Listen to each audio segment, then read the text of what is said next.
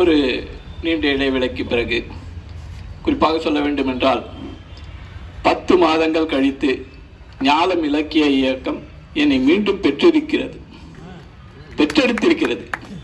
அதுதான் சரியான விஷயம். கடந்த ஏப்ரல் மாதம் 4ஆம் தேதி அன்று எனக்கு கை முறிவு ஏற்பட்டது. அதனால் நமக்குள் இந்த 10 மாதமான ஒரு பிரிவு ஏற்பட்டது. பரிவோடு என்னை மிகிலையார் அவர்கள் அழைத்தார்கள். கவிதை வெளியிடுவது இருக்கிறது, அதில் உங்கள் கவிதையை தர வேண்டும் என்பதற்காக. அதன் பிறகுதான் இந்த அழைப்பை ஏற்றி இங்கு வந்திருக்கேன். இதுதான் நான் முதல் முறையாக நான் வெளியே வந்து இந்த இடத்துக்கு இது பண்ணுறேன். பொங்கட்டும் புதுவாழ்வு.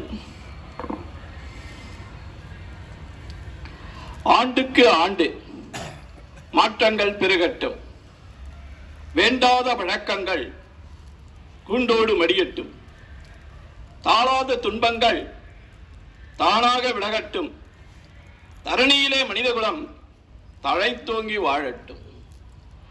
அனுபவ பாடங்கள் அத்தனையும் வித்தாகும், அடுத்தவர் களவாட முடியாத நமக்கான சொத்தாகும்.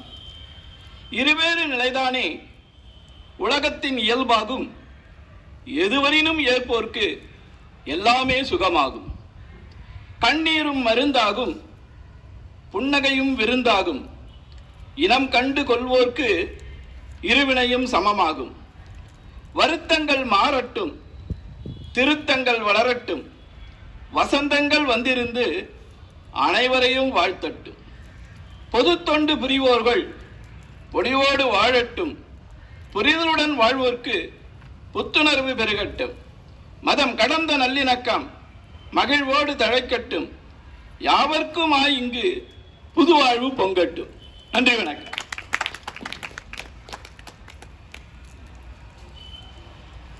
ஐயாவினுடைய அந்த வரிகளில் தண்ணீரும் மருந்தாகும், புன்னகையும் விருந்தாகும். அருமையான வரிகள் ஐயா. நன்றி ஐயா அவர்களுக்கு, மிக்க நன்றி.